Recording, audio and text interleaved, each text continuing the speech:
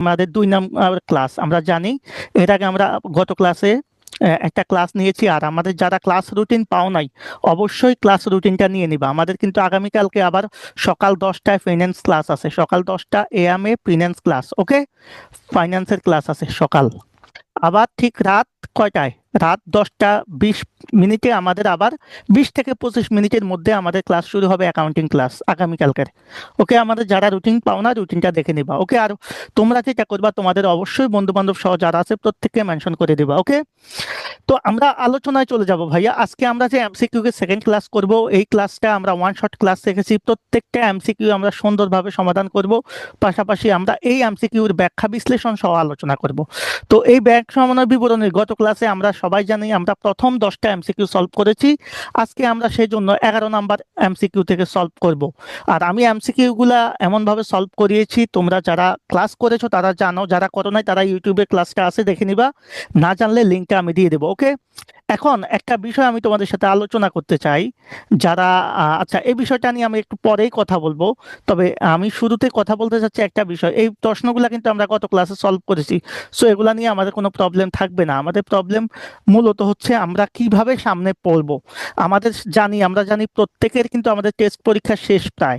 হ্যাঁ, দু একজনের বাকি থাকতে পারে। তো আমাদের যেহেতু টেস্ট এক্সাম শেষ, টেস্ট পরীক্ষার পরে আমরা হাতে পাবো 4 থেকে 5 মাস সর্বোচ্চ। খেয়াল করো, এই 4 থেকে 5 মাস তোমার জন্য এনাফ। একটা কমার্সের স্টুডেন্ট মনে করো বিগত 1.5 বছর, অর্থাৎ এই 1.5 বছর, বিগত 1.5 বছর ধরো তুমি কিছুই করো নাই, আমি ধরে নিলাম তোমার প্রিপারেশন লেভেল এখানে থাকার কথা, তোমার কিন্তু প্রিপারেশন লেভেল আছে এই জায়গাটাতে, মানে এখনো অনেক প্রিপারেশন তোমার বাকি।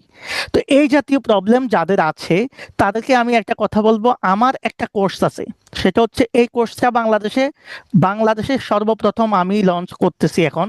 কোর্সটা কিরকম? কোর্সটা হচ্ছে তোমাদের কমার্সের যে সাবজেক্টগুলো আছে, কমার্সের সাবজেক্টগুলো কি কি ভাইয়া? অ্যাকাউন্টিং, ম্যানেজমেন্ট, ফাইন্যান্স এবং মার্কেটিং। এই 4টা সাবজেক্ট খেয়াল করবা, এই 4টা সাবজেক্টের দায়িত্ব আমি নিব টোটাল। এই 4টা সাবজেক্টের দায়িত্ব আমি নেব।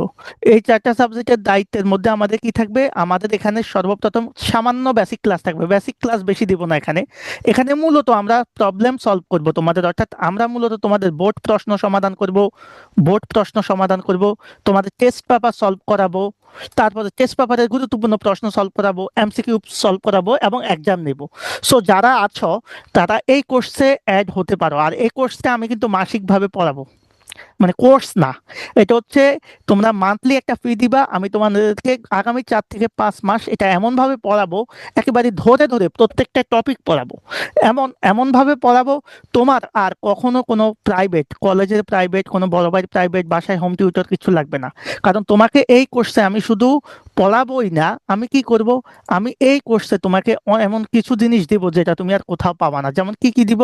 এই কোর্সে আমি তোমাকে কি দিব দেখো, এই কোর্সে আমি তোমাকে সর্বপ্রথম তোমাকে আমার লেকচার শিট দিব, আমার হ্যান্ড নোট দিব, লেকচার শিট। প্রত্যেকটা অধ্যায়ের আলাদা লেকচার শিট থাকবে বেসিক, এরপরে পিডিএফ শিট থাকবে। খেয়াল করো, এরপরে আমার সাজেশন একটা বই আছে তোমরা জানো, ওই সাজেশন বইটা ফ্রি পাবা। পাশাপাশি এই জিনিসগুলোর পাশাপাশি তোমাদের জন্য নিয়মিত এক্সামের ব্যবস্থা থাকবে। এরপরে হচ্ছে প্রতি সপ্তাহে তোমাদের ডাউট সলভিং, অর্থাৎ একটা চ্যাপ্টার আমরা করিয়েছি, এর মধ্যে তোমাদের কিছু প্রবলেম সৃষ্টি হয়েছে, সেই প্রবলেমগুলো নিয়ে আলাদা ক্লাস থাকবে। আর যারা একটু দুর্বল তাদের জন্য আমার কি আছে, আমার অ্যাকাউন্টিং একটা পেইড কোর্সের রেকর্ড ভার্সন আছে, সেটা আমি দিয়ে দেবো তোমাদেরকে। সো ওই রেকর্ড ক্লাসটা করলে তোমরা তোমাদের বেসিকটা ক্লিয়ার করতে পারবা। তো এই কোর্সে তোমরা অ্যাড হতে পারো আগামী 4-5 মাসের জন্য, জাস্ট কমার্সের সাবজেক্টগুলোর জন্য। আর বাকি থাকলো আমাদের বাংলা, ইংলিশ, আইসিটি। যারা কমার্সের সাবজেক্টগুলোর জন্য অ্যাড হবা তাদেরকে এই 3টা সাবজেক্টের আমি একেবারে আমাদের সাজেশন, তারপরে হ্যান্ড নোট সহ সকল কিছু প্রোভাইড করব। পাশাপাশি তোমরা যদি চাও সেক্ষেত্রে তোমাদেরকে আমি একটা কোর্স অ্যাড করে দেবো। এ হচ্ছে তোমাদের জন্য আমার প্ল্যান। তো যদি যাদের মনে হয় যে না ভাইয়ের সাথে কাজ করলে আমরা ভালো করতে পারবো, তারা অ্যাড হতে পারো। আর মনে রাখবা, এইটা কিন্তু আমি কোর্স হিসাবে করাচ্ছি না, এটা হচ্ছে আমি মান্থলি করাচ্ছি। কারণ হচ্ছে আমি কোর্স করালে তোমাদেরকে 9-6 দিয়ে বুঝিয়ে দিব, কিন্তু এটা এমন একটা কোর্স এখানে আমি মাত্র এই কোর্সে আমি কিন্তু সবাইকে নিব না, আমি সর্বোচ্চ 20 থেকে 25 জন পড়াবো। এটা একেবারে প্রাইভেট ব্যাচ, এটা কিন্তু কোচিং না। তো 20 থেকে 25 জন হলে কিন্তু আমাদের অ্যাডমিশন ক্লোজ, অলরেডি আমাদের 2 জন অ্যাডমিশন হয়ে গেছে। হ্যাঁ, আজকে আমি লঞ্চ করেছি, এখনো বিজ্ঞাপনও দিনে, কিন্তু 2 জন কিন্তু অলরেডি অ্যাডমিট হয়ে গিয়েছে। অর্থাৎ এই 20 থেকে 25 জনকে আমি প্রত্যেকদিন আলাদাভাবে কেয়ার করব। কিভাবে কেয়ার করব ভাইয়া? আমি প্রত্যেকটা সাবজেক্ট, মনে করো হিসাব বিজ্ঞান, ম্যানেজমেন্ট, ফাইন্যান্স বা মার্কেটিং, এই প্রত্যেকটা বিষয়ের কি করব? বেসিক ক্লাস তো থাকবে, গুরুত্বপূর্ণ বোর্ড প্রশ্ন সলভ থাকবে, টেস্ট পেপার সমাধান করব, যেখানে গুরুত্বপূর্ণ প্রশ্নগুলো এবং জটিল প্রশ্নগুলোর ব্যাখ্যা সহ সমাধান করে দেব। পাশাপাশি গুরুত্বপূর্ণ কমন উপযোগী বহু নির্বাচনী মানে এমসিকিউ প্রশ্নগুলো আমরা সলভ করব। এরপরে নিয়মিত পরীক্ষা নেব এবং মূল্যায়ন করব। পাশাপাশি যারা দুর্বল বা পিছিয়ে পড়া, তাদের জন্য আমার বেসিক যে রেকর্ডেড ক্লাসগুলো আছে সেগুলো প্রোভাইড করে দেব। আর প্রত্যেকটা সাবজেক্টের জন্য আমরা গুরুত্বপূর্ণ হ্যান্ড নোট দিব এবং ফাইনাল শর্ট একটা সাজেশন দিব। আমাদের একটা সাজেশন বই আছে, সেটা তো ফ্রিতে পাবাই, এর পাশাপাশি একটা ফাইনাল সাজেশন নোট দিব পরবর্তীতে, সেটাকেও শর্ট করে। সো প্রত্যেকে চাইলে, যদি মনে করো যে না আমার বাসায় কোনো হোম টিউটর প্রয়োজন নাই, আমার কোনো বড় ভাইয়ের প্রয়োজন নাই, আমার কোনো কোচিং এর প্রয়োজন নাই, আমি শুধু ভাইয়ের সাথে থাকবো, তুমি জাস্ট সাদাত ভাইয়ের সাথে 4 মাস থাকো।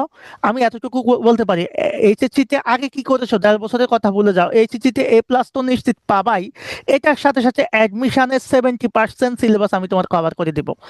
এই নিশ্চয়তা দিয়ে আমি কোর্সটা করাচ্ছি, আর আমি করাচ্ছি মাত্র 20 থেকে 25 জনকে। এর বেশি কিন্তু স্টুডেন্ট আমরা ভর্তি নেব না। সো যারা, আমাদের অলরেডি 2 জন কিন্তু অ্যাডমিটেড, কোর্সের কিন্তু আমি যেটা বলছি সেটাই, আমরা 20-25 জন নিতে পারি সর্বোচ্চ, এর বেশি নিব না। আর এক্ষেত্রে আমরা কিন্তু পরে অ্যাডমিশন ভর্তি করে দিব। তো যারা যারা চাও কোর্সে অ্যাড হতে পারো, আর বিশ্বাস রাখতে পারো, 1 মাস 2 মাস ক্লাস করলে তুমি মোটামুটি তোমার আইডিয়াটা হয়ে যাবে যে ভাইয়া আমাদেরকে কি দিচ্ছে। সো এই জিনিসগুলা কিন্তু তোমাদের জন্য হেল্পফুল। আমি জানি না তোমরা বিষয়টাকে কিভাবে দেখবা, বাংলাদেশে কেউ কিন্তু এভাবে পড়াবে না, সবাই কোর্স করাবে, আমি কোর্স করাচ্ছি না। আর মাথায় রাখবা, আমার একটা অ্যাকাউন্টিং প্র্যাকটিস শিট আছে, অ্যাকাউন্টিং এর কথা আমি বলেছি। তো সেখানে হচ্ছে অ্যাকাউন্টিং এর প্রত্যেকটা অধ্যায়ের জন্য আমরা 4টা থেকে 5টা প্রশ্ন দিয়েছি, মানে তোমার ওই প্র্যাকটিস শিটের প্রশ্নগুলো আমি সলভ করে দিব। ওই 4টা বা 5টা প্রশ্ন সলভ করা মানে তোমার ওই অধ্যায়টা ক্লোজ, মানে ওই অধ্যায় থেকে তুমি 100% কমন পাবা। সো এই প্র্যাকটিস শিটটাও তোমরা পাবা। আর বিজনেস মেন্টর বইটা তো আমি বলছি ফ্রি দিয়ে দিব। আর লেকচার শিট গুলো পিডিএফ তো দিব, রেকর্ড ক্লাসও সংরক্ষণ থাকবে, পরবর্তীতে করে নিতে পারবা। এই হচ্ছে বিষয়। আর একটা বিষয় হচ্ছে মাথায় রাখবা, এই আমি তোমাদের বাসার হোম টিউটরের মতো প্রত্যেকটা বিষয় ধরে ধরে বুঝাবো। মানে এমন কোনো জিনিস না যেটা তোমাদেরকে বুঝতে মানে তোমাদের বাইরে থাকবে না। আর আমার যারা কোর্সটা করতেছে তারা কিন্তু জানে যে আসলে কোর্সটা কিরকম। আর সার্বক্ষণিক কিন্তু আমি তোমাদের প্রত্যেকটা বিষয় খেয়াল রাখবো। সো ক্লাস শিডিউল হবে সপ্তাহে কমপক্ষে 4 থেকে 5 দিন। প্রত্যেক দিন হয় একটা ক্লাস, না হয় 2টা ক্লাস হবে, 2 দিন আমরা গ্যাপ দিব। আর এটার সময় আমাদের 8 তারিখ পর্যন্ত, 8 তারিখ পরে কিন্তু ভর্তি বন্ধ করে দিব। আর কোর্স ফিটা আমরা মান্থলি 1000 করে নিচ্ছি। যদি মনে হয় আর কারো যদি একেবারেই প্রবলেম থাকে, তারা আমার সাথে পার্সোনালি যোগাযোগ করিও। ওকে, তো এই হচ্ছে বিষয়। যাই হোক, কোর্সের কথা বললাম, যাদের মন চায় যে আমিও সেই সৌভাগ্যবান 20 জনের একজন হব, অর্থাৎ ওই 20 জনের একজন হওয়া মানে কিন্তু তুমি আসলেই সৌভাগ্যবান। কারণ তুমি কিন্তু এই 20 জনের একজন হওয়া মানে, আমি কিন্তু সবাইকে নিচ্ছি না, ওই 20 জনের মধ্যে যারা সিরিয়াস থাকবে তাদেরকে নিব। আবার এমন হচ্ছে তুমি ভর্তি হয়েছো, 1 মাস ক্লাস করেছো, কিন্তু আমি দেখলাম তুমি সিরিয়াস না, আমি কিন্তু তোমাকে নিজেই বের করে দিব। অর্থাৎ আমি ওই 20 জনকে টার্গেট নিয়েছি, ওই 20 জন A+ পাবে, পাশাপাশি একটা পাবলিক বিশ্ববিদ্যালয়ে ভালো সিট পাবে, সেজন্য কিন্তু আমি নিচ্ছি। তার মানে তুমি কোর্সে অ্যাড হওয়ার পরে কিন্তু তুমি পার্মানেন্ট হবা না, যদি আমার কথা না শুনো আমি তোমাকে বের করে দিব, অন্য একটাকে নিয়ে নেব। ওকে, সো এ হচ্ছে কোর্সটা, এটা একেবারে রেয়ার একটা কোর্স, এরকম কোর্স তুমি বাংলাদেশের কেউ করাবে না, পারবেও না। ওকে, কারণ আমি বিজনেস ওরিয়েন্টেড পার্সন না, আমি আগেও বলেছি এখনো বলছি। তো এই বিষয়গুলোকে একটু সিরিয়াসলি দেখার ট্রাই করবা। যদি পসিবল হয় কোর্সে অ্যাড হবা, আর যদি পসিবল না হয় সেটা তোমাদের পার্সোনাল ব্যাপার, আমি কিছু বলবো না এই বিষয়ে। তবে আমার কাছে মনে হয় যে তোমাদের জন্য এটা আসলে অনেক বেশি সুবর্ণ একটা সুযোগ, কাজে লাগাতে পারো। আজকে আমরা আমাদের 11 নম্বর এমসিকিউটা সলভ করব। দেখো, আমরা এর আগে 11 নম্বর পর্যন্ত করেছি, সরি, আমরা 12 নম্বর এমসিকিউ থেকে আজকে প্রশ্ন সলভ শুরু করব। তো প্রথম 12 নম্বর এমসিকিউটা কি আছে দেখো তো ভাইয়া। আমাদের এই 12 নম্বর এমসিকিউটা প্রথমে আছে হচ্ছে আমাদের, একজন দেনাদার ব্যাংকে সরাসরি 20,000 টাকা জমা দিয়েছে। ওকে, এর জন্য আমানতকারীর বইতে লিপিবদ্ধ হবে, কি লিপিবদ্ধ হবে? জাবেদা। আমরা এই প্রশ্নটার উত্তর সবার কাছে থেকে একটু জানতে চাই। একজন আমানতকারী সরাসরি 20,000 টাকা ব্যাংকে জমা দিয়েছে। ভাইয়া, এই যে আমানতকারী 20,000 টাকা ব্যাংকে জমা দিয়েছে, এটার কাজটা অ্যাকচুয়ালি আমরা কি করব? আমরা আগে একটু কমেন্টে দেখি, যারা লাইভে আছো তারা একটু শোনো। ওকে, আর কোর্সটা কিন্তু আমরা এইচএসসি 26 ব্যাচের যারা আছে তাদের জন্য অফার করতেছি, 27-এর যারা তাদের জন্য না। তো যারা আমাকে নক করবে অবশ্যই এইচএসসি 26-এর ব্যাচ হবা। আমি তোমাদেরকে 4 থেকে 5 মাস সময় নিয়ে ইনশাল্লাহ তোমার এই 4টা সাবজেক্টের A+ তো নিশ্চিত করবই, এটার সাথে অ্যাডমিশনের 70% আমি কভার করার দায়িত্ব নিলাম। এতটুকু আমার 16 বছরের অভিজ্ঞতা থেকে তোমরা বিশ্বাস করতে পারো। আর বাকি যে 3টা সাবজেক্ট সেগুলোর সার্বক্ষণিক গাইডলাইন এবং সাজেশন তো থাকবে, চাইলে তোমাদেরকে আমি একটা কোর্সে অ্যাড করে দেবো আলাদাভাবে খুব স্বল্প মূল্যে। সো এই বিষয়টা তোমরা মাথায় রাখলে, আর আমাদের বিজনেস মেন্টর যে বইটা যারা সংগ্রহ করো নাই অবশ্যই সংগ্রহ করে নিবে ইনশাল্লাহ। তোমরা একেবারেই বাংলা হতে শুরু করে বাংলা, ইংরেজি, আইসিটি, হিসাব বিজ্ঞান, ম্যানেজমেন্ট, হ্যাঁ, ফাইন্যান্স, মার্কেটিং, পরিসংখ্যান, প্রত্যেকটা বিষয়ের একটা স্বচ্ছ ধারণা পেয়ে যাবা। যারা নিয়েছো তারা অলরেডি জানো যে বইটার মান কিরকম। সো আমাদের এখন যে প্রবলেমটা আমরা সলভ করবো, দেখো ভাইয়া এই প্রবলেমটা আমরা কিন্তু এর আগে সমাধান করেছি। তারপর আমি একটু তোমাদের জন্য বলি, দেখো একজন দেনাদার যদি সরাসরি ব্যাংকে টাকা জমা দেয় সেক্ষেত্রে আমাদের কি হয় খেয়াল করো। আমার দেনাদার যদি সরাসরি ব্যাংকে জমা দেয়, তার মানে আমার ব্যাংক বিবরণীতে টাকা বাড়ে। কোথায় বাড়ে ভাইয়া? ব্যাংক বিবরণীতে। আমরা সবাই জানি ব্যাংক বিবরণীতে টাকা বাড়া মানে সেখানে ক্রেডিট হওয়া মানে জমা হওয়া। তার মানে এটাকে আমরা কি মেমো বলবো? যেটা ব্যাংক বিবরণীতে হয় সেটা অবশ্যই ক্রেডিট মেমো বা ক্রেডিট মেমোরেন্ডাম। তার মানে এই যে দেনাদার সরাসরি ব্যাংকে জমা দিয়েছে এটা একটা ক্রেডিট মেমোরেন্ডাম। তো আমরা একটা বিষয় তোমাদের সাথে শেয়ার করব, এই যে ক্রেডিট মেমোরেন্ডাম হচ্ছে এটার কারণে আমার ব্যাংকে টাকা বাড়ে। তাহলে ব্যাংকে টাকা বাড়লে ব্যাংক একটা সম্পদ, সম্পদ বৃদ্ধি করলে ব্যাংক হিসাব কি হবে? ডেবিট হবে। অন্যদিকে এই যে ব্যাংকে জমা দিয়েছে, কে জমা দিয়েছে ভাইয়া? দেনাদার। তো আমার এই সম্পদটা দেনাদার থেকে টাকাটা চলে আসছে মানে আমার দেনাদারটা কমে যাবে। আমার আগের যে দেনাদার ছিল সেটা আর থাকবে না, আর সম্পদ কমে গেলে কি হয়? ক্রেডিট হয়। দ্যাট মিনস আমাদের জাবেদা হচ্ছে ব্যাংক হিসাব ডেবিট, দেনাদার হিসাব ক্রেডিট। তাহলে এই জাবেদাটা আমরা কোথায় পাচ্ছি এই অঙ্কের? দেখো তো। তাহলে আমাদের আমানতকারীর বইতে আমরা জাবেদা দিব কি? ব্যাংক হিসাব ডেবিট, দেনাদার হিসাব ক্রেডিট।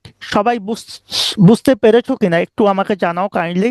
তাহলে এটা যদি বুঝতে পারো তাহলে বলতে পারবা অ্যান্সার নাম্বার কত।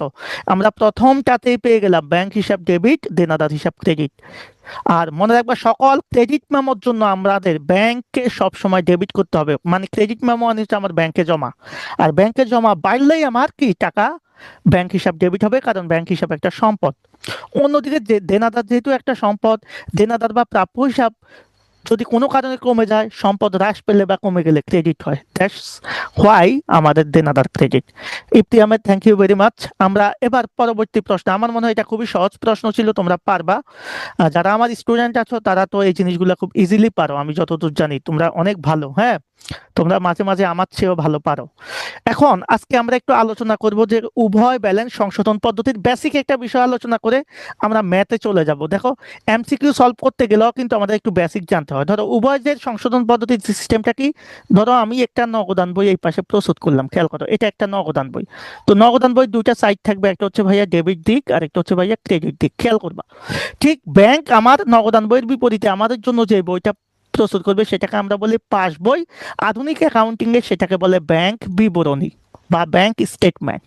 সো ব্যাংক কি করবে? আমার এই নগদান বইয়ের অপোজিটে যে বইটা প্রস্তুত করবে সেটাই ব্যাংক বিবরণী। তো আমি নগদান বইতে যেটাকে ডেবিট করব ব্যাংক পাস বইতে সেটাকে তার দায় হিসাবে কি করবে? ক্রেডিট করবে। আর আমি নগদান বইতে যেটাকে আমি ক্রেডিট করব ব্যাংক সেটাকে ডেবিট করবে। এগুলো আমরা আলোচনা করেছি। তো উভয় ব্যালেন্স মানে কি? উভয় ব্যালেন্স মানে হচ্ছে, খেয়াল করবা, খুবই সিম্পল একটা কথা। সেটা কি? সেটা হচ্ছে ধরো নগদান বইয়ের একটা ব্যালেন্স আছে। কয়টা ব্যালেন্স? নগদান বইয়ের টোটাল দুইটা ব্যালেন্স থাকবে। ব্যাংক বিবরণীর বা পাস বইয়ের দুইটা ব্যালেন্স থাকে। নগদান বইয়ের ডেবিট ব্যালেন্সের সাথে মিলবে হচ্ছে পাস বইয়ের ক্রেডিট। আবার নগদান বইয়ের ক্রেডিট ব্যালেন্সের সাথে মিলবে ব্যাংক বিবরণী ডেবিট। তাহলে নগদান বইয়ের এই ব্যালেন্সের সাথে এই ব্যালেন্স মিলা এবং এই ব্যালেন্সের সাথে এই ব্যালেন্স মিলানোটাই হচ্ছে উভয়ের সংশোধন। মানে আমরা নগদান বইয়ে কোনো একটা লেনদেন কাজ করে ফেলেছি, তাহলে সেটার কাজ এখন কোথায় করব? পাস বইয়ে বা ব্যাংক বিবরণীতে। আবার কোনো একটা কাজ আমি ব্যাংক বিবরণীতে করে ফেলেছি, সেটার কাজ তাহলে এখন কোথায় করতে হবে? নগদান বইয়ে। ধরো সিম্পলি একটা লজিক বুঝো। ধরো নগদান বইয়ে কোনো একটা লেনদেন তুমি ডেবিটে লিখেছো, এই পাশে লিখেছো, তাহলে এখন তোমাকে কি করতে হবে? মিলানোর জন্য অবশ্যই ব্যাংক বিবরণী ক্রেডিটে এই পাশে লিখতে হবে। আবার ধরো ব্যাংক বিবরণী কোনো একটা জিনিস তুমি ডেবিট করেছো, তাহলে মিলানোর জন্য তুমি অবশ্যই নগদান বইতে ক্রেডিট করতে হবে। এই কাজটাই হচ্ছে উভয় ব্যালেন্স সংশোধন, মানে আমরা নগদান বইয়ের ব্যালেন্সটার সাথে পাস বই বা ব্যাংক বিবরণী মিলাবো। এটাই হচ্ছে বেসিক নলেজ। এর বাইরে আমাদের তেমন কোনো কিছু জানার প্রয়োজন নেই। তো দেখো, আমরা বেসিক নলেজের পরে এখন আমরা চলে যাব আমাদের এই প্রশ্নে। দেখো, প্রথম যে প্রশ্নটা আমাদের আছে, বলছে উভয় ব্যালেন্স সংশোধনী পদ্ধতির ব্যাংক সমন্বয় বিবরণীতে ট্রানজিটে জমা চেক, ট্রানজিটে জমা চেক কি হয়? আমি একটু আগে শুনতে চাই, উভয় ব্যালেন্স সংশোধন পদ্ধতিতে আমাদের যে ট্রানজিটে জমা চেক, এই কাজটা কি হবে? আমি একটু শুনতে চাচ্ছি প্রত্যেকের কাছে। আমার লাইভে কিন্তু স্টুডেন্ট খুবই কম, আমি কিন্তু খুবই হতাশ। তোমরা কেন যে আসলে এত গুরুত্বপূর্ণ ক্লাসগুলো মিস করো, আই ডোন্ট নো। তোমাদের যারা অন্তত এইচএসসি 26 ব্যাচের পরীক্ষার্থী আছো, তাদের তো এই ক্লাসগুলো একেবারে ফরজ। ঠিক আছে, এগুলা কোনোভাবেই তোমাদের মিস করা উচিত না। আমি জানি না তোমাদের কি হয়েছে, তোমরা কেন ক্লাসগুলো করতেছো না। তো যদি এমসিকিউ উইকে তোমাদের রেসপন্স না পাই, তাহলে কিন্তু আমরা এটা অফ করে দিব। আমার পেইড ব্যাচে যারা পড়তেছে আমি তাদেরকেই পড়াবো, তোমাদের পিছনে সময় দিয়ে তো লাভ নাই যদি তোমরা রেসপন্স না করো। সো আমি প্রত্যেককে রিকোয়েস্ট করবো, এখনো যারা লাইভে আসো নাই, তোমরা চলে আসো। আমাদের কিন্তু আলোচনা চলছেই, চলবেই। ওকে, সো এই বিষয়টা একটু মাথায় রাখবা। আমি একটা বিষয় সবসময় তোমাদের সাথে শেয়ার করতে চাই, সেটা হচ্ছে যারা লাইভে আছো, হ্যাঁ, প্রত্যেকের জায়গা থেকে লাইভটাকে শেয়ার করে দাও। পাশাপাশি তোমাদের বন্ধু বান্ধব যারা আছে প্রত্যেককে শেয়ার করে দাও। ওকে, তো এই হচ্ছে বিষয়। আমি রিকোয়েস্ট করবো প্রত্যেকের জায়গা থেকে লাইভে যুক্ত হয়ে যাই। ওকে, আমরা আলোচনা করি। দেখো, এই প্রশ্নটার উত্তর কি হচ্ছে আমরা একটু নিতে চাই। এই প্রশ্নটার উত্তর কে কি দিচ্ছ আমি একটু শুনতে চাচ্ছি, দেখি কারা কারা অ্যান্সার দিচ্ছ। 13 নাম্বার, বুঝাইয়া দাও। জুম লিঙ্কটা লাগতো, জুম লিঙ্কটা লাগবে। ওকে, আচ্ছা, জুম অ্যাপের লিঙ্কটা আমি দিয়ে দিচ্ছি, সমস্যা নাই। বাট আমি একটা বিষয় হতাশ, তোমাদের রেসপন্স খুবই কম। তো রেসপন্স কম হলে আসলে ক্লাস নেওয়ার আগ্রহটা মরে যায়, এটা হচ্ছে সবচেয়ে বড় কথা। তো জুম অ্যাপের লিঙ্কটা আমি দিব, সেটা বড় কথা না। বড় কথা হচ্ছে তোমাদের জন্য সামনের দিকে যে বেসিক ক্লাসগুলো নেওয়ার কথা, সেগুলো হয়তো বা ওইভাবে নেওয়া হবে না যদি তোমরা রেসপন্স না করো, এটাই সত্য কথা। সো আমি রিকোয়েস্ট করবো, 13 নাম্বারটা অবশ্যই আমি বুঝিয়ে দিব, যেহেতু বুঝতে পারো না, যারা বুঝতে পারো না তাদের জন্য অবশ্যই বুঝিয়ে দিব। ওকে, আমি লিংক দিয়ে দিচ্ছি, চাইলে জয়েন করে কথা বলতে পারো। দেখো, প্রথম যে বিষয়টা, সেটা হচ্ছে খেয়াল করো, সেই জিনিসটা কি? সেই জিনিসটা হচ্ছে উভয় ব্যালেন্স সংশোধন পদ্ধতির কথা বলছে। এখন ব্যাংক সমন্বয় বিপরীতে ট্রানজিটে জমা, এখন কথা হচ্ছে ভাই, ট্রানজিটে মানে কি? ট্রানজিটে জমা মানে কি? ট্রানজিটে জমা মানে হচ্ছে পথি মধ্যে চেক। কি চেক? পথি মধ্যে চেক বা ডিপোজিট ইন ট্রানজিট, মানে এটাকে আমরা বলবো অনাদায়ী চেক। অনাদায়ী চেক, অনাদায়ী চেক বা পথি মধ্যে চেক। খেয়াল করো জিনিসটা কি। বা এই জিনিসটা মানে হচ্ছে আমি আমার দেনাদারের কাছ থেকে টাকা পাবো, সেটার জন্য প্রাপ্ত চেক। সে আমাকে একটা চেক দিয়েছে, সেটা আমি ব্যাংকে জমা দিয়েছি। তাহলে আদায়ের জন্য প্রাপ্ত চেক আমি ব্যাংকে জমা দিয়েছি, তাহলে কাজটা কে করেছে? ব্যবসায়ী। তো ব্যবসায়ীর যাবতীয় কাজ কোথায় হবে? অবশ্যই নগদান বইতে। তো যখন চেক প্রাপ্তির জন্য আমরা ব্যাংকে জমা দিব, আমি নগদান বইতে কি করব? অবশ্যই বাড়াবো, ডেবিট করব। এখন ব্যাংক সেটা আদায় করতে পারে নাই, তাহলে ব্যাংক যদি আদায় করতে না পারে, তাহলে ব্যাংক বিবরণীতে সেটা কি হয় নাই? ব্যাংক বিবরণীতে সেটা ক্রেডিট হয় নাই, মানে এই পাশে হয় নাই। এখন তাহলে উভয় ব্যালেন্স সংশোধন পদ্ধতি করতে হলে আমি আগে কি করেছি দেখো তো। আমার ট্রানজিটে জমা আমি কিন্তু নগদান বইতে প্লাস করেছি, মানে বাড়িয়েছি, যোগ করেছি। তাহলে এখন আমাকে মিলানোর জন্য কি করতে হবে? নগদান বইয়ের কাজ তো হয়েছে, কিন্তু ব্যাংক সময় মতো আদায় করতে পারে নাই, বিধায় এটাকে আমরা ট্রানজিটে জমা বলি বা অনাদায়ী চেক বলি বা পথে মধ্যে চেক বলি। ওকে, বা বহন পথের চেক বলি, বা আমরা এটাকে বলতে পারি আদায়ের জন্য জমাকৃত চেক ব্যাংক কর্তৃক আদায় হয়নি। সো এটা আমার যেহেতু নগদান বইতে বাড়িয়েছে, আমরা এখন ব্যাংক বিবরণীতেও কি করব? বাড়াবো বা যোগ করব। তাহলে এটার সঠিক উত্তর হচ্ছে ব্যাংক বিবরণীর উদ্বৃত্তের সাথে কি করতে হবে? যোগ করতে হবে। কেন যোগ করতে হবে? কারণ আমি এই লেনদেনটার জন্য আগে নগদান বইতে যোগ করেছি, আমি তো উভয় জায়গায় মিলাবো, সেজন্য এখন ব্যাংক বিবরণীতেও যোগ করব। আমরা কি বিষয়টা বুঝতে পেরেছি সবাই? একটু জানাই। তাহলে উভয়ের সংশোধন পদ্ধতিতে আমরা নগদান বইতে যদি যোগ করি, ব্যাংক বিবরণীতে যোগ করব। নগদান বইতে বিয়োগ করলে ব্যাংক বিবরণীতে বিয়োগ করব। অথবা ব্যাংক বিবরণীতে যোগ করলে নগদান বইতে যোগ করব, ব্যাংক বিবরণীতে বিয়োগ করলে নগদান বইতে বিয়োগ করব। এটাই হচ্ছে উভয়ের সংশোধন পদ্ধতির মূল কথা। আমরা বুঝতে পেরেছি সবাই? যদি ক্লিয়ার হয়ে থাকো তাহলে ডান লিখো সবাই, অথবা ওকে লিখো, অথবা ক্লিয়ার লিখো, যা খুশি লিখো। তাহলে উভয় যে সংশোধন পদ্ধতির ট্রানজিটে জমা আমাদের কি ছিল, নগদান বইতে আগে কি ছিল, যোগ ছিল। তো নগদান বইতে যেহেতু আমি যোগ করেছি, এখন আমি ব্যাংক বিবরণীর উদ্বৃত্তের সাথেও কি করব, যোগ করব। এটা হচ্ছে মেইন কথা। আই থিঙ্ক তোমরা বিষয়টা বুঝতে পেরেছো। ওকে, না বুঝার উপায় নেই, আমার ক্লাস যারা করেছো তারা অবশ্যই বুঝবা। সো এই বিষয়টা তোমরা মাথায় রাখবা। এখন আসো, আমাদের পরবর্তী যে প্রশ্নটা আমরা সলভ করব সেটা কি, সেটা হচ্ছে, খেয়াল করো, সেটা হচ্ছে এই প্রশ্নটা হচ্ছে আমাদের 14 নম্বর প্রশ্ন। উভয় যে সংশোধন পদ্ধতির ব্যাংক সমন্বয় বিবরণীতে বকেয়া চেক, এটা হচ্ছে বকেয়া চেক, হ্যাঁ বকেয়া চেক, এই পাশে আসে নাই লেখাটা। এটা হচ্ছে কি চেক, বকেয়া চেক। আমি আবারও বলছি, এটা হচ্ছে কি চেক, বকেয়া চেক। আমি একটু মুছে দিচ্ছি জিনিসটা, লেখাটা, ওকে। উভয় যে সংশোধন পদ্ধতির ব্যাংক সমন্বয় বিবরণীতে বকেয়া চেক, বকেয়া চেক, এটার কাজ কি হবে সেটাই বলতে চেয়েছে এখানে, বকেয়া চেক হবে, ওকে। তাহলে বকেয়া চেক কি করব আমরা। সাইফুল ইসলাম ইসলামের বাকি যারা আছো তারা লাইভে নাই কেন, আমি বুঝলাম না। আমাদের ক্লাসগুলা যারা লাইভে নিয়মিত করতে হয়, অনেককে দেখতেছি না, আমি বুঝতেছি না। তোমরা যারা লাইভে আছো তারা একটু ক্লাসটাকে শেয়ার করে দাও এবং মেনশন করে দাও যারা লাইভে এখনো পর্যন্ত আসে নাই। তো বকেয়া চেকটা আমরা কি করব বলো তো, উভয়ের সংশোধন পদ্ধতির ক্ষেত্রে বকেয়া চেক মানে কি জানো? বকেয়া চেক মানে হচ্ছে আমার পাওনাদার বরাবর আমরা চেক ইস্যু করে দিয়েছি। মানে আমার কাছে সে 10,000 টাকা পাইতো, তাকে আমি 10,000 টাকা চেক দিয়ে দিয়েছি। তো চেক ইস্যু করলে আমরা কোথায় কাজটা করেছি, অবশ্যই নগদান বইতে। ব্যবসায়ী যেহেতু আমি, আমার কাজ হবে নগদান বইতে।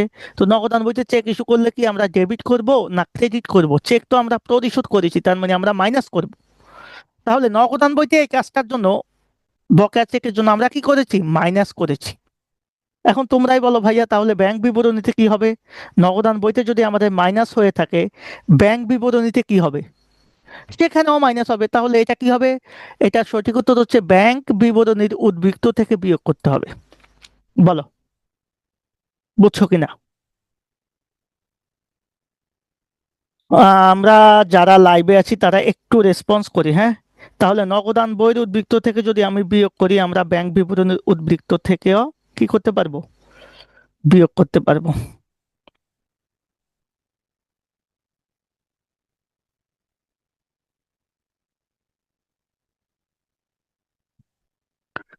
আমরা যারা লাইভে আছি তারা এই বিষয়টা একটু শেয়ার করি, বলো তো আমরা ব্যাংক বিবরণ উদ্বৃত্ত থেকে বিয়োগ করব, বুঝতে পেরেছো?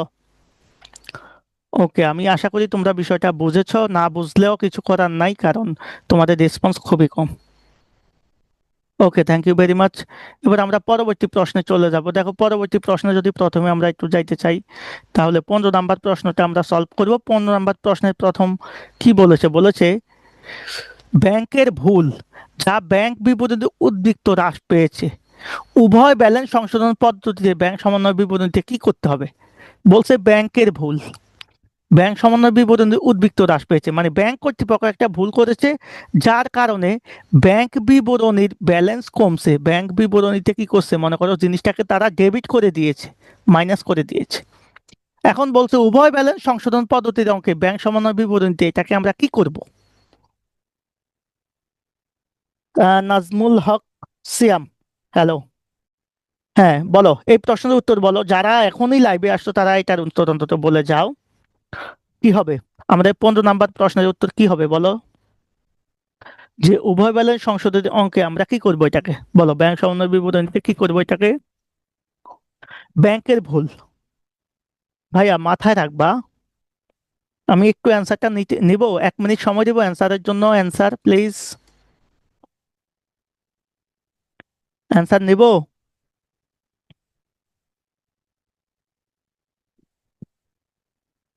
যারা লাইভে আছো একটু জানাও।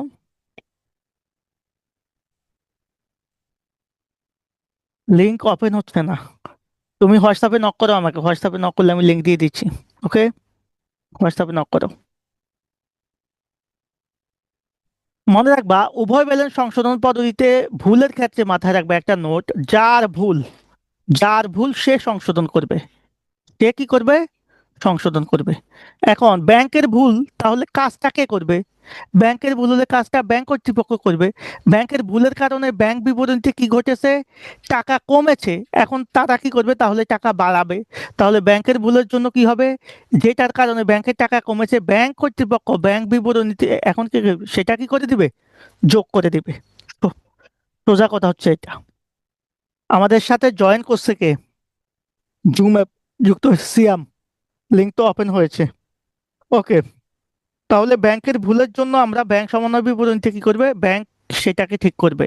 তাহলে ব্যাংক যদি বিয়োগ করে থাকে আগে, মানে হ্রাস করে থাকে, কমিয়ে থাকে, তাহলে ব্যাংকের ভুলের জন্য কাজটা ব্যাংক কি করবে? তাহলে নগদান বইতে এটার কোনো কাজ হবে না।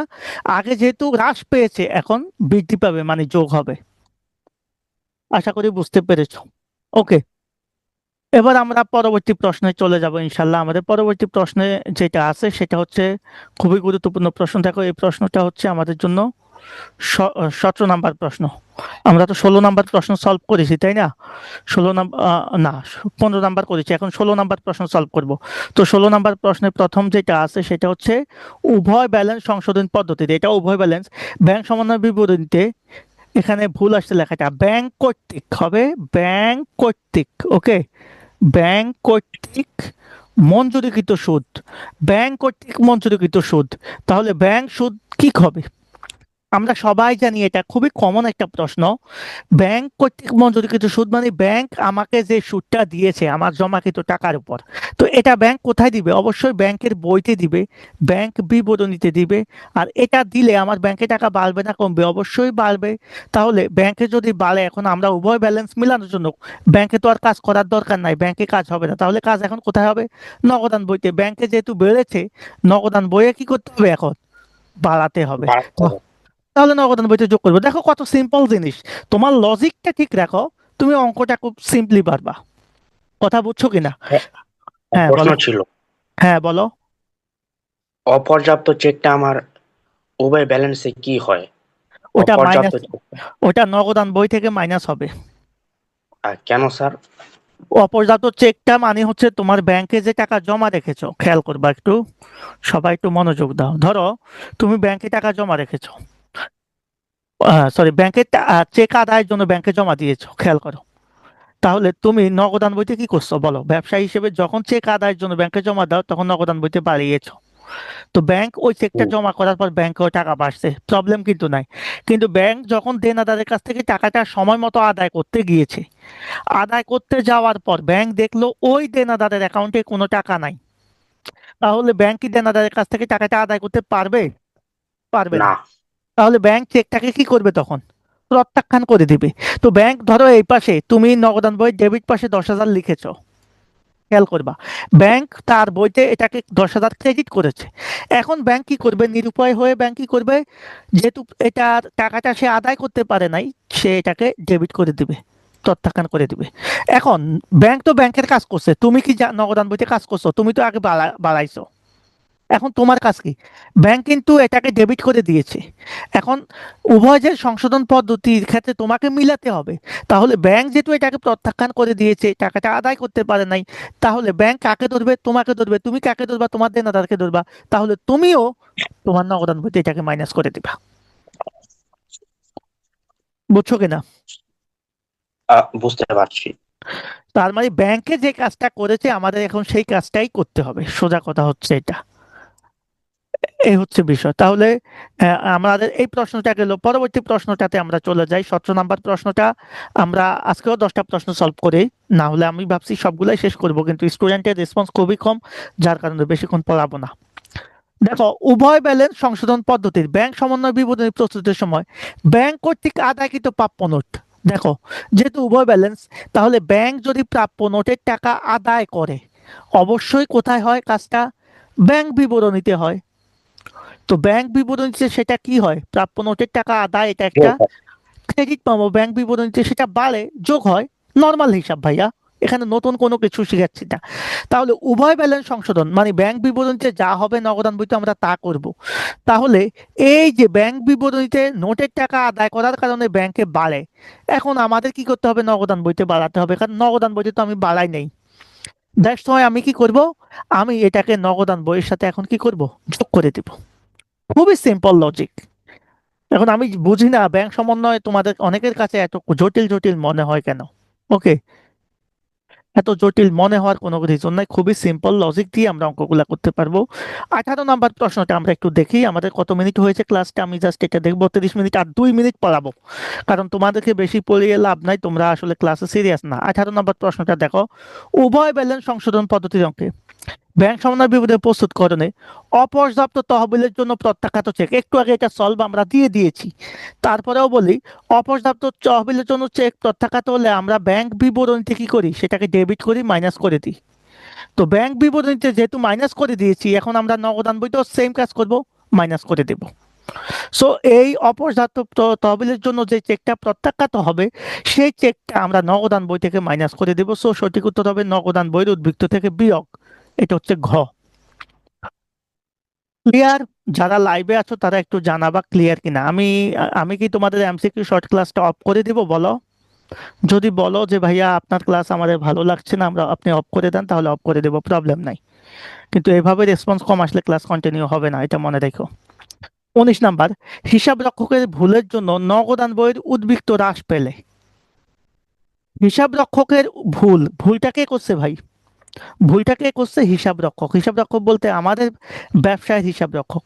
তাহলে নগদান বইয়ের উদ্বৃত্ত হ্রাস পেয়েছে, তার মানে আমাদের ব্যবসায়ের যে হিসাব রক্ষক আছে সে ভুল করছে, যার কারণে নগদান বইয়ের ব্যালেন্স কমছে। তো ভুলের ক্ষেত্রে আমরা বলেছি যার ভুল সে সংশোধন করবে, তাহলে নগদান বইয়ের ভুল নগদান বইয়ে সংশোধন হবে। যার ভুলের কারণে আগে ব্যালেন্স কমছে, এখন আমরা কি করব, ব্যালেন্সটাকে বাড়াবো। এখন আমরা ব্যালেন্সটাকে বাড়াবো, তাহলে কি হবে সঠিক উত্তর? সঠিক উত্তর হচ্ছে নগদান বইয়ের উদ্বৃত্তের সাথে আমরা এটাকে যোগ করে দেব। ওকে, এই হচ্ছে বিষয়। এখন আমি জানি না তোমরা কি আমার কথা বুঝো না, না আমি তোমাদের কথা বুঝি না। আমাদের টোটাল প্রশ্ন আছে কয়টা? প্রশ্ন আছে টোটাল 26টা। আমি ভাবছি বাকি সবগুলো সলভ করব, কিন্তু আনফরচুনেটলি তোমাদের অনুপস্থিতির কারণে এগুলা করানো যাচ্ছে না। এবার আমরা 20 নাম্বার প্রশ্নটা সলভ করে দিই। 20 নাম্বার প্রশ্নটা হচ্ছে দেখো, খুব সিম্পলি সলভ করে দিচ্ছি। আচ্ছা, আমি প্রশ্নগুলো সলভ করেই দিই। উভয় ব্যালেন্স সংশোধন পদ্ধতিতে অঙ্কে ব্যাংক সমন্বয় বিবরণী প্রস্তুত করেন। ব্যাংক উদ্বৃত্ত থেকে নিচের কোনটি বিয়োগ যায়? বকেয়া চেক, একটু আগে বলেছি যে চেকটা ইস্যুকৃত হয়েছে কিন্তু ব্যাংকে উপস্থাপন হয় নাই, তার মানে এই চেকটা আমরা নগদান বইতে কি করেছি, নগদান বইতে ভাই এটাকে আমি মাইনাস করেছি, তার মানে এখন ব্যাংক বিবরণীতেও আমরা মাইনাস করবো। এটা আমরা আগে সলভ করেছি, সেজন্য এটার ব্যাখ্যা আর দিলাম না। আমরা পরবর্তী প্রশ্নে চলে যাব। আমাদের পরবর্তী প্রশ্নে যদি আমরা যাই, আমাদের পরবর্তী প্রশ্নটা কি আছে দেখো, লজিক্যাল প্রশ্নগুলা। হ্যাঁ, 21 নাম্বার প্রশ্ন দেখো। 21 নাম্বার প্রশ্নে কি বলেছে দেখো ভাইয়া, এটা একটা ম্যাথমেটিক্যাল সমস্যা। তো এই যে ম্যাথমেটিক্যাল প্রবলেমগুলো আমরা কিভাবে সলভ করব, সেই দিকে আমরা একটু চিন্তা করি এখন। সেটা হচ্ছে দেখো 21 নাম্বার প্রশ্নটা, ডিসেম্বর মাসে মোট ইস্যুকৃত চেক ছিল কত? 1,25,000। ডিসেম্বরের মধ্যে ব্যাংকে উপস্থাপিত চেকের পরিমাণ 1,00,000। এখন বলছে আমরা চেক ইস্যু করছি, পাওনাদারকে আমরা চেক দিছি 1,25,000, তাহলে আমরা নগদান বইতে 1,25,000 মাইনাস করে দিয়েছি, খেয়াল করবা। কিন্তু পাওনাদার ব্যাংকে চেক নিয়ে গেছে 1,00,000 টাকা, তাহলে উপস্থাপন করে নাই কত? অবশ্যই 25,000 টাকা। এটা তো শেখানোর কিছু নাই। তুমি চেক পাওনাদারকে দিয়েছো 1,25,000, নগদান বইতে মাইনাস করেছো, কিন্তু ব্যাংকে তারা গিয়ে ব্যাংক থেকে 1,00,000 টাকা তুলে নিয়েছে, মানে আরো 25,000 টাকা বেশি আছে ব্যাংকে এখনো। সো বলছে উপস্থাপিত হয়নি এমন চেকের পরিমাণ কত? অবশ্যই 25,000। এটা নিয়ে প্রবলেম হবে না, এটা নিয়ে সলভ করার কিছু নাই। আমরা পরবর্তী প্রশ্নে চলে যাব। দেখো পরবর্তী প্রশ্নে যদি আমরা যাইতে চাই, তাহলে পরবর্তী প্রশ্নের নাম্বার হচ্ছে 22 এবং 23 নাম্বার দুইটা প্রশ্ন। এই দুইটা প্রশ্ন আমরা একটু বলবো। দেখো এই দুইটা প্রশ্ন কি বলছে, প্রথম প্রশ্নটা একটু দেখো। Thank you very much. দেখো, পয়সা লাইন কোং 31 মার্চ তারিখে নগদান বই অনুযায়ী ব্যাংক জমার উদ্বৃত্ত 70,000। নগদান বই অনুযায়ী, নগদান বইয়ের একটা ব্যালেন্স আছে, হিসাব রক্ষক 10,000 টাকার একটা চেক জমা দিয়েছে। তো 10,000 টাকার একটা চেক জমা দিয়ে নগদান বইয়ে 1,000 টাকা লিখছে। ভাই, নগদান বইয়ে যদি সে 1,000 টাকা লিখে, তাহলে সে নগদান বইয়ে 9,000 টাকা কম লিখছে, কিন্তু ব্যাংকে সে কিন্তু 10,000 টাকাই লিখছে। কথা বুঝছো কিনা? আবার 5,000 টাকার একটা চেক ইস্যু করছে, সেটা নগদান বইয়ে সে 2বার ক্রেডিট করছে। প্রশ্নটা বুঝবা। আমি ধরো নগদান বই, এখানে একটা নগদান বই বানালাম, এটা একটা নগদান বই। আমি ধরে নিলাম এটা একটা নগদান বই। ওকে, এটা একটা নগদান বই। তো নগদান বই অনুযায়ী ব্যাংক জমা আছে আমার 70,000, ভালো কথা। এখন হিসাব রাখো 10,000 টাকার চেক একটা ব্যাংকে জমা দিলে আমরা 10,000 টাকা এখানে ডেবিট করব, খেয়াল করো। আর 5,000 টাকার চেক যদি ইস্যু করে তাহলে আমি 5,000 টাকা এখানে কি করব, মাইনাস করব, সোজা কথা। কিন্তু হিসাব রক্ষক কাজটা কি করছে, এটা হচ্ছে আমার কাজ করার কথা ছিল, কিন্তু কাজ করছে কি দেখো, নগদান বইতে সে কি করছে বলো। আমি আবার নগদান বইটা লিখলাম তোমাদের সুবিধার্থে। নগদান বইতে কি করছে, সে এই যে ব্যাংক জমার উদ্বৃত্ত, সে 10,000 টাকা চেক জমা দিয়ে নগদান বইতে 1,000 টাকা লিখছে, এখানে লিখছে 1,000। আর এই পাশে ক্রেডিট পাশে 5,000 টাকার চেক নগদান বইতে দুইবার ক্রেডিট করছে, মানে সে 5,000 একবারের জায়গায় কয়বার লিখছে, দুইবার লিখছে। এখন প্রশ্ন হচ্ছে ব্যাংক সমন্বয় বিবরণীতে কত টাকা যোগ বিয়োগ করবা। এখন তোমরা বলো, এই প্রশ্ন দেখে কি মনে হয় এখানে আমাদের নগদান বইয়ের ব্যালেন্স, ডেবিট ব্যালেন্স কত থাকতো বলো তো। আমার ডেবিটে 10, ক্রেডিটে 5, তার মানে আমার ডেবিট ব্যালেন্স থাকতো ওইটা 5। কিন্তু এইটার কারণে কি হয়েছে, আমার ডেবিটে আছে 1, ক্রেডিটে আছে 10, উল্টা আমার ক্রেডিট ব্যালেন্স হচ্ছে 9। এখন আমার থাকার কথা ডেবিট ব্যালেন্স 5, আছে ক্রেডিট ব্যালেন্স 9। তাহলে আমার ডেবিট ব্যালেন্স 5 বানাতে হলে কি করতে হবে, এই 9 আর 5 যোগ করে 14,000 ডেবিট ব্যালেন্স লিখতে হবে। এই 14,000 যদি ডেবিট ব্যালেন্স লিখি তখন আমার ব্যালেন্সটা মিলবে, কিন্তু প্রশ্নে আমাদের সেটাও চায় নাই। প্রশ্নে আমাদের কি বলছে, প্রশ্নে আমাদের বলছে খেয়াল করো, আমার ব্যাংক সমন্বয় বিবরণীতে কত টাকা যোগ করব আর কত টাকা বিয়োগ করব। তো আমার যেহেতু নগদান বই অনুযায়ী ব্যাংক জমা আছে, খেয়াল করো, তাহলে আমরা চিন্তা করব কাকে নিয়ে, ব্যাংক বিবরণী নিয়ে। এটা একক জেটের অঙ্ক। তো ব্যাংক বিবরণী নিয়ে চিন্তা করলে মাথায় রাখবো যে লেনদেনের কারণে ব্যাংক বিবরণীতে বাড়বে সেটা আমরা নগদান বইয়ের সাথে যোগ করব। তো আমার খেয়াল করো, নগদান বই অনুযায়ী ব্যাংক জমানো উদ্বৃত্ত আছে কত ভাই, 70,000, সেটা আমি লিখবো। লিখার পরে এবার আমি যোগ করব আর বিয়োগ করব। তো যোগ আর বিয়োগের ক্ষেত্রে সিস্টেমটা কি, আমি এটাকে মুছে দিচ্ছি, লেখাটা সুন্দর করে লিখতেছি। ধরো আমি প্রথমে লিখবো নগদান বই অনুযায়ী ব্যাংক জমা, নগদান বই অনুযায়ী ব্যাংক জমা, নগদান বই অনুযায়ী ব্যাংক জমা 70,000। ঠিক আছে, এটার সাথে হবে যোগ আর বিয়োগ। যোগ কি হবে, যেটার কারণে আমার ব্যাংক বিবরণীতে টাকা বাড়বে সেটাই যোগ হবে। যেহেতু নগদান বইয়ের ব্যালেন্স দেওয়া আছে, আমরা চিন্তা করব ব্যাংক বিবরণী নিয়ে।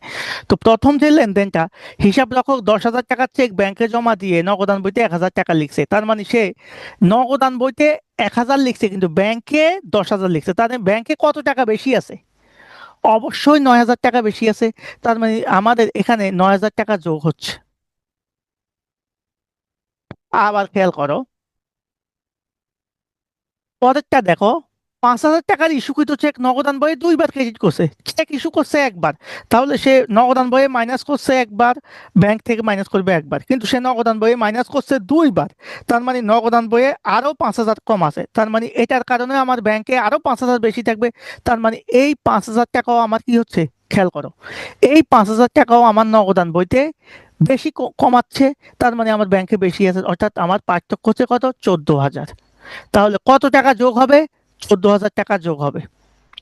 তাহলে 14,000 টাকা এখানে অপশনে নাই, মানে অপশনটা এখানে নাই, সঠিক উত্তর হবে 14,000। এখানে ভুল আছে, বুঝতে পেরেছো, এখানে ভুল আছে। কারণ আমাদের দুইটার কারণে আমার নগদান বইতে টাকাটা কম দেখাচ্ছে, আর নগদান বইতে কম দেখাচ্ছে মানে আমার ব্যাংক বিবরণীতে কি দেখাচ্ছে, বেশি দেখাচ্ছে। আর ব্যাংক বিবরণীতে বেশি দেখালেই আমরা কি করব, যোগ করব। সো টোটাল যোগ হবে এখানে 9,000 আর এখানে 5,000, 14,000 টাকা যোগ হবে। সঠিক উত্তর হচ্ছে এটা। সঠিক উত্তর আমাদের ভাগ্যক্রমে এখানে নাই, অনেকে তো অন্যটা দিয়ে ফেলবা। আমাদের পরবর্তী যে প্রশ্নটা দেখো, সেম প্রশ্ন প্রায়। আহ, আমাদের ওই প্রশ্নের কারণে আমাদের কি হচ্ছে বলতো, এই গলমিল দুইটা যদি সংশোধন আমরা না করি, তো সংশোধন না করার কারণে আমাদের কি হচ্ছে, সংশোধন না করার কারণে আমাদের, ধরো আমার নগদান বইতে টোটাল কত টাকা কম দেখাচ্ছে, নগদান বইতে আমার টোটাল কম দেখাচ্ছে হচ্ছে 14,000 টাকা।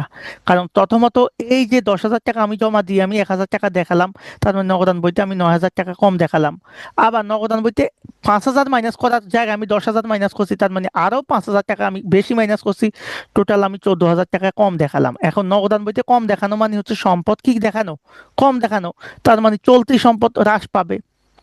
আর সম্পদ কম দেখানো মানে আমরা দায়কে বেশি দেখাচ্ছি, তার মানে চলতি দায় বৃদ্ধি পাবে। তো সঠিক উত্তর এটা কি হবে, 2 এবং 3। সঠিক উত্তর হচ্ছে গ। বুঝতে পেরেছো? কারণ আমার সম্পদ কম দেখানো মানে দায়টা আমার বেশি দেখানো হয়। আমাদের একেবারে শেষের দিকে আমরা চলে এসেছি। এই পরের প্রশ্ন দেখো, আমাদের 23-এর পরে এটা হচ্ছে 24 নাম্বার। আচ্ছা, এটা 24 নাম্বার, এটা এখানে ভুলে চলে আসছে।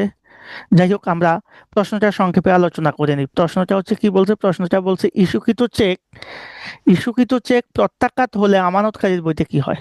আমি চেক ইস্যু করলে আমি যাবেটা কি দেখো, পাওনাদার ডেবিট আর ব্যাংক ক্রেডিট। আমি যদি চেক ইস্যু করি, এখন এই চেকটা যদি প্রত্যাখ্যাত হয়ে যায়, আমি যখন চেক পাওনাদারকে দিব তখন দায় কমবে, দায় কমে যায় আর সম্পদ কমে যায়। কিন্তু এটা যদি প্রত্যাখ্যাত হয়ে যায় উল্টো হয়ে যাবে, সম্পদ বেড়ে যাবে, দায়ও বেড়ে যাবে। তাহলে প্রত্যাখ্যাত হলে ডেবিট হবে কি বলো, ব্যাংক। তাহলে ব্যাংক হিসাব ডেবিট হবে, পাওনাদারটা ক্রেডিট হয়ে যাবে, উল্টো যাবে, তা হবে আগেরটার উল্টো। আমরা একটু সংক্ষেপে আলোচনা করতেছি, তোমরা বুঝে নিবা, না বুঝলে আমাকে পরবর্তীতে প্রশ্ন করবে। এর পরের প্রশ্ন, আমাদের সর্বশেষ দুইটা প্রশ্ন আমরা সলভ করে ক্লাসটা শেষ করব। দেখো, প্রথম প্রশ্ন যেটা আছে সেটা হচ্ছে, মিস মৌনিতা 5,000 টাকার একটা চেক তার ব্যাংকে জমা দিয়েছে, পরবর্তীতে সেটা প্রত্যাখ্যাত হয়। তো প্রত্যাখ্যাত হলে আমাদের কি হয়, আমরা জানি প্রত্যাখ্যাত চেকের কারণে আমাদের কি হবে, ব্যাংক বিবরণীতে জমাটা কি হবে, কম হবে। আর এই যে প্রত্যাখ্যাত চেকের কারণে আমরা নগদান বইতে টাকাটা কি হয়, যেহেতু চেক প্রত্যাখ্যাত হয়েছে আমি ব্যাংকে থেকে মাইনাস করেছি, কিন্তু নগদান বইয়ে কিন্তু কি করি নাই, মাইনাস করি না। এখন আমাকে মাইনাস করতে হবে, যদি মাইনাস না করি তাহলে নগদান বইয়ের ব্যালেন্সটা কি হয়, বেশি হয়। কারণ আমার তো ব্যাংকে কমে যাচ্ছে, কিন্তু আমি নগদান বই থেকে কমাচ্ছি না, তার মানে বেশি দেখাচ্ছি। তাহলে সঠিক উত্তর হচ্ছে 1 ও 3। এই যে 1 এবং 3, এটা হচ্ছে এটা। তো এই হচ্ছে আমাদের আজকের ক্লাসে। ধরো যদি আমি তোমাকে সিনপসিস করতে বলি, এটাই হচ্ছে আমাদের আজকের ক্লাস। আরো দুইটা প্রশ্ন আমাদের আছে, তবে আমি মনে করি প্রশ্ন যতই করি ততই ইজি লাগবে। দেখো, এই প্রশ্নটা যদি আমরা একটু ব্যাখ্যা সহ দেখি। দেখো, ব্যাংক আমানতকারীর পক্ষ থেকে 2,000 টাকা আদায় করছে, ভাইয়া এটা ব্যাংকের আয়, ক্রেডিট মেমো। এবং তাকে 1,200 টাকা সুদ দিছে, এটাও ব্যাংকের আয়, ক্রেডিট মেমো। তাহলে ক্রেডিট মেমো হলে আমাদের কি হয়, ব্যাংক বিবরণীতে টাকা বাড়ে। আমরা জানি ব্যাংক বিবরণীতে টাকা বাড়তেছে, তাহলে ব্যাংক বিবরণীতে আয় হচ্ছে, তাহলে আমাদের নগদান বইতে কি হবে, যোগ করতে হবে। এখন আমি তো দুইটাই কি করছি, আদায় করছি, এখনো নগদান বইতে যোগ করিনি, তাহলে পার্থক্য কত হবে, 2,000 আর 1,200, টোটাল 3,200 টাকা আমার নগদান বই এবং ব্যাংকের সাথে কি হবে, অমিল হবে। এই হচ্ছে কথা। আমাদের নগদান বইতে এই টাকাটা আমাদের কি করতে হবে, আবার মাইনাস করতে হবে। সর্বশেষ প্রশ্ন, আজকের ক্লাসের সর্বশেষ প্রশ্ন নিব। বদরুল তেজাস নগদান বই অনুযায়ী ব্যাংক জমা। নগদান বইয়ের ব্যালেন্স দেওয়া আছে, আমরা চিন্তা করবো কাকে নিয়ে, পাস বই বা ব্যাংক বিবরণী নিয়ে। ওকে, তো এখানে দেখো, ব্যাংক জমা 5,000 টাকা নগদান বইতে দুইবার ডেবিট করছে। তাহলে ব্যাংক জমা যদি নগদান বইতে ডেবিট করে, তাহলে নগদান বইতে বেশি দেখাইছে, আর ব্যাংক বিবরণীতে কি হয়েছে, কম দেখাইছে, তার মানে এটা ব্যাংক বিবরণী থেকে মাইনাস হবে। কারণ আমাদের ব্যাংক বিবরণীতে কম দেখালে কি হয়, বিয়োগ। সো আমাদের ব্যাংক বিবরণীতে ব্যাংক ব্যালেন্স কত হবে, এই 45 থেকে 5,000 বিয়োগ হয়ে যাবে, অর্থাৎ 40,000 হবে। সঠিক উত্তর হচ্ছে এটা। তো আজকের ক্লাসটা আমরা এতটুকু পর্যন্ত শেষ করলাম। যারা, আমি আবারও রিকোয়েস্ট করবো, যারা লাইভে ছিলা বা ছিল না, অবশ্যই প্রত্যেকে ক্লাসটা দেখে নিবে। হ্যাঁ, এটা তোমাদের জন্য ভালো হবে, আমি এতটুকু গ্যারান্টি দিতে পারি। আমার কোর্সে যারা অ্যাড হতে চাও তাদের জন্য একটা সুবর্ণ সুযোগ রেখেছি, তোমরা অ্যাড হতে পারো। বিশ্বাস করো ভাইয়া, এটা তোমাদের জন্য যে কতটা ইফেক্টিভ হবে কল্পনাই করতে পারবে না। অলরেডি যারা আমার কাছে এই জাতীয় কোর্স করেছে তারা এটার কতটা জানে। সো এই জন্য আমি একটা কথা বলি, ফাইনালি আমাদের যে ক্লাসগুলো হচ্ছে সেগুলো তোমাদের জন্য অনেক ইফেক্টিভ ক্লাস হবে। তো আমরা যে কোর্সটা তোমাদের জন্য অফার করতেছি, আমি আবারও ফাইনালি জাস্ট সর্বশেষ একবার তোমাদের সাথে এটা শেয়ার করি। আমরা মূলত এই ব্যাচের নাম বা এই কোর্সের নাম হচ্ছে আমাদের মূলত এইচএসসি 2026, হ্যাঁ, এইচএসসি 2026 ব্যাচের জন্য এই কোর্সটা। এই এইচএসসি 2026 ব্যাচ যারা আছে তাদের থেকে সর্বোচ্চ 4 থেকে 5 মাস আমরা সময় পাবো। আমরা মান্থলি পড়াবো, কারণ হচ্ছে এখানে আমি তোমাদেরকে শিওর 100% সাকসেস এবং প্রি অ্যাডমিশনের জন্য 70% রেডি করে দিব, অ্যাডমিশন টেস্টের জন্য 70% ওকে রেডি করে দেব। আর এখানে মূলত হিসাব বিজ্ঞান, ম্যানেজমেন্ট, ফাইন্যান্স এবং মার্কেটিং এই বিষয়গুলোকে 100% এখানে এ প্লাস আমি এনে দিব, যদি তোমরা আমার কথা শোনো বা আমার গাইডলাইনে থাকো। আর পাশাপাশি আমরা যে প্রবলেমগুলো হবে অন্যান্য বিষয়ের সাজেশন দিব, দিক নির্দেশনা দিব, আর চাইলে অন্য কোর্সে অ্যাড করে দেব বাংলা, ইংলিশ, আইসিটির জন্য। আর বেসিক ক্লাস থাকবে, গুরুত্বপূর্ণ বোর্ড প্রশ্ন থাকবে, টেস্ট পেপার সলভ থাকবে, গুরুত্বপূর্ণ জটিল প্রশ্নের সমাধান থাকবে, নিয়মিত পরীক্ষা থাকবে। আবার আমাদের যারা একটু কম পারো তাদের জন্য আমাদের বেসিক কিছু রেকর্ডেড কোর্স আছে, সেগুলো ফ্রি করে দেব। তো ওই কোর্সে আমি পড়াবো সর্বোচ্চ 20 থেকে 25 জন। আমি আবারও বলছি, প্রত্যেকের সাথে আমি নিয়মিত যোগাযোগ করব। সো সেই জন্য আমি বেশি স্টুডেন্ট পড়াবো না। তো যারা আগ্রহী তারা অবশ্যই অ্যাড হতে পারো।